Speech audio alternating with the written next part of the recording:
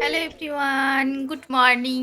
কেমন আছো সবাই? আশা করি সবাই খুব ভালো আছো। মন্দিরাস ব্লগসের একটি নতুন ব্লগে তোমাদের সবাইকে স্বাগত জানাই। আজকে হচ্ছে রবিবার। করছি একটা একটা দিয়ে চকলেট কিনেছে একটা দিয়ে বসো, আমি বলছি, বসো। একটা টিভি আছে একটা এসি আছে। হ্যাঁ, ঠিক আছে, বসো। আমি যতবার তোমার ভিডিও অন করি, মানে ক্যামেরা অন করি, ততবার আমার ছেলে এসে পরে সমানে বলে যাবে। তোমরা তো জানোই, তো ছেলেকে একটা খাওয়ানো গাড়ি কমপ্লিট আছে হয়ে গেছে। টিভি আছে তুমি এসি বসো, কি আছে। কি করছো তুমি দেখাচ্ছি, দেখো।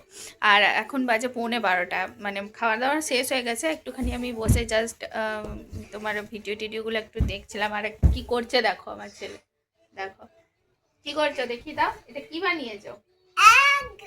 এই যে গানা বানা মানে গানা বানা গণ বানিয়েছি। গণ গণ গণ বলছে, মানে স্কুলে যে জনগণ মন অধি গানটা হয়, প্রেয়ারটা হয়, সেটাও বলছে, কিন্তু ওটাও ভালো করে বলতে পারছে না, তো ওই জন্য গণ গণ গণ বলে দিচ্ছে। মানে জাস্ট আমি ওকে কিছু শেখাই না, ও জাস্ট ফোন দেখে, ফোনে স্ক্রল করে করে রিলগুলো আসে, তারপর টিভিতে এগুলো দেখে দেখে ও সব শিখে গেছে। কিন্তু জাস্ট মানে পার্টিকুলার যে ওয়ার্ডগুলো হয় সেগুলো ক্যাপচার করতে পারিনি, যার জন্য ও যা পারে বলে দেয়। তো আমি ওকে শিখিয়ে দিচ্ছি নানা রকমভাবে। তো ওই যে ফ্ল্যাগটা তৈরি করছে, দেখো ফ্ল্যাগটা, মানে ও নিজে নিজেই সমস্ত কিছু করে, দেখো ফ্ল্যাগটা তৈরি করছে। আর এই দেখো, এখন মানে বাচ্চাদেরকে ভোলানোর জন্য কত রকম কিছু আছে, দেখো মোবাইল, চকলেট ও দাদা এনে দিয়েছে ওকে। আর ওর খাওয়া শেষ হয়ে গেছে, কমপ্লিট হয়ে গেছে। এবার আমি রান্না করতে যাব। একটা যে এখানে এখানে ব্রাউন আছে এখানে ইয়েলো আছে। ইয়েলো নয়, এটা হোয়াইট বেটু। হোয়াইট। হ্যাঁ, তো যাই হোক, চলো এবার 12টা বেজে গেলে এবার রান্না বান্না করতে হবে। আর ভিডিওগুলো কেমন হচ্ছে অবশ্যই আমাকে কমেন্ট করে জানিও। ভিডিওগুলো স্কিপ করো না, দেখতে থাকো। চলো যাই রান্না দেখি আজকে কি কি রান্না হয়। বাবা কি কি এনেছে, মাছ তো এনেছে, মাছ করব। তো চলো তাহলে। আর দেওয়ালগুলোর দিকে অবস্থা দেখো কি করেছে, আমার প্রত্যেকটা দেওয়ালে এরকম অবস্থা, জানো কি বলবো, তোমরা তো লাইভে দেখতেই পারো। বাকিগুলো দেখো এরকম সেম প্রত্যেকটার অবস্থা করেছে। যাই হোক, কি আর করি, চলো টাটা। এখন মানে আবার নিচে যাচ্ছি, টাটা নয়, নিচে যাচ্ছি, নিচে গিয়ে এরপর আবার রান্না বান্না করবো। তো ভিডিওটা তোমরা স্কিপ না করে দেখতে থাকো, কেমন? হ্যালো এভরিওয়ান, এখন হচ্ছে আমাদের খাওয়ার টাইম, মানে জল খাবার টাইম। তো সকালে চাটা খাওয়ার পর এখন বাবা আজকে কচুরি নিয়ে এসেছে, আর হচ্ছে ঘুগনি, দেখো। তো এখন নিয়ে নিয়েছি, তারপর এখন খেয়ে নেব। তারপর রান্না বান্না করবো, এখনও খাওয়া হয়নি, আমার প্রতিদিন দেরি হয়ে যায় রান্না করতে আর খেতেও।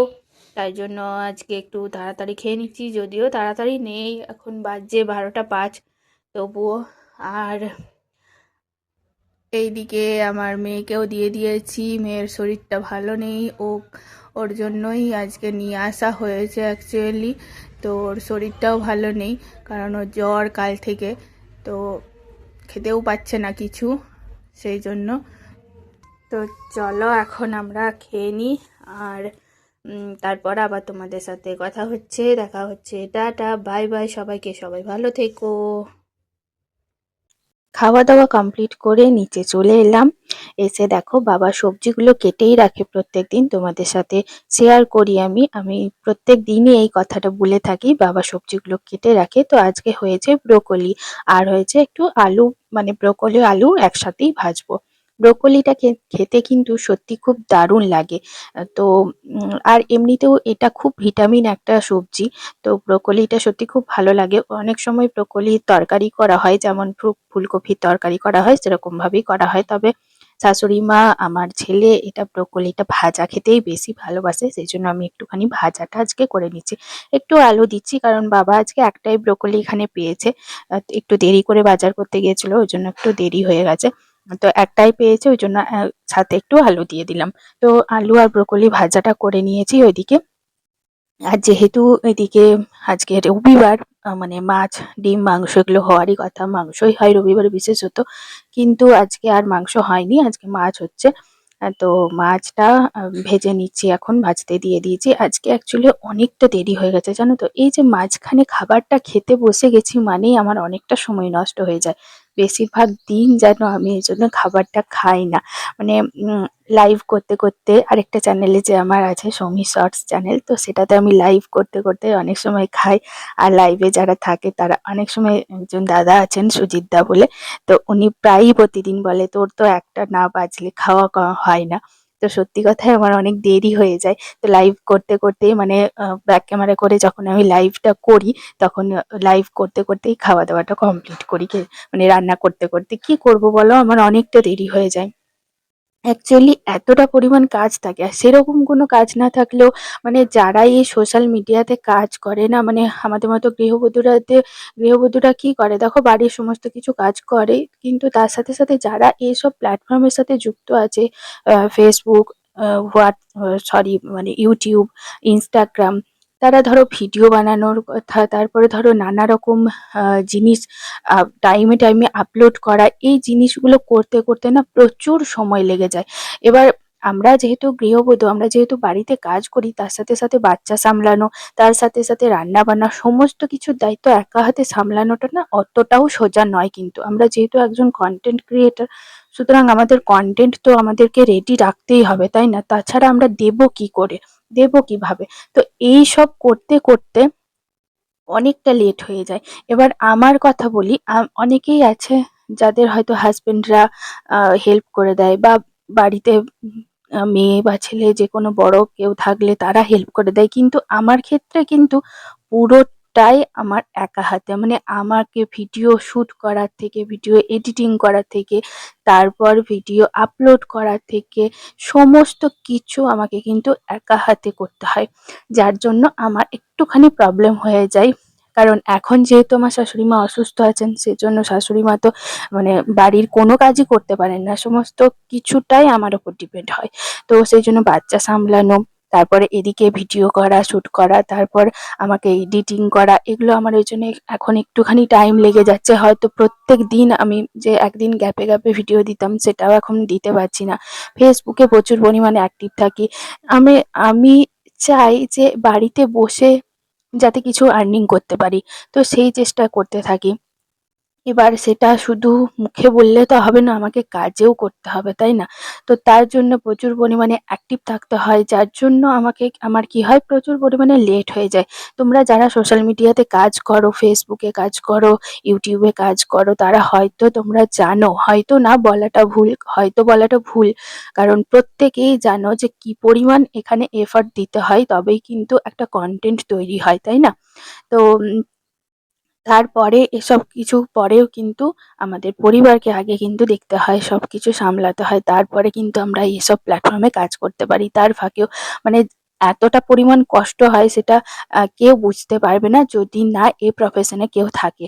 এটা আমরা অবশ্যই প্রফেশন বলছি, কারণ সোশ্যাল মিডিয়া এখন তো আ মানে পুরো কনটেন্ট ক্রিয়েটরদেরকে এখন মানে রাজ্য সরকার থেকে পুরো ক্রেডিট দিচ্ছে, যাতে কনটেন্ট ক্রিয়েটররা সম্মান পায়, তাই না? আগের দিনে মানুষরা এখন মানে আগেকার দিনের মানুষরা বলতো যে ক্যামেরার সামনে কি করছো না করছো, কিন্তু এখন কিন্তু এটার মধ্যে কোনো লজ্জার ব্যাপার নেই। এটা আমরা গর্ব সহিত বলতে পারি যে আমরা একজন কনটেন্ট ক্রিয়েটর, আমরা কাজ করি সোশ্যাল মিডিয়াতে, তাই না?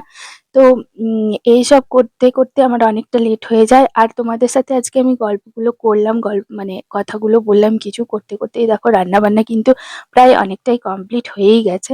মাছের টক ঝাল বানিয়েছিলাম, মাছের টক ঝালটা কিন্তু হয়ে গেছে।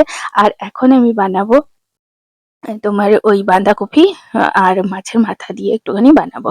তো যেটা বলছিলাম সেটা হচ্ছে যে তোমরা যারা ফেসবুকে বা ইউটিউবে কাজ করো, তারা তো জানো, বলো যে কিভাবে একজন একজন মানে বিশেষ করে আমি বলবো মহিলাদের, কারণ তারা তো পুরো সংসারটাই পুরো সামলায়, তাই না? তার বাচ্চা সামলানো, সমস্ত কিছু, পুরো পরিবারটাকে দেখা, তারপরে একটা ভিডিও বানানোর যে কতটা কষ্ট, সেটা তারাই বোঝে একমাত্র।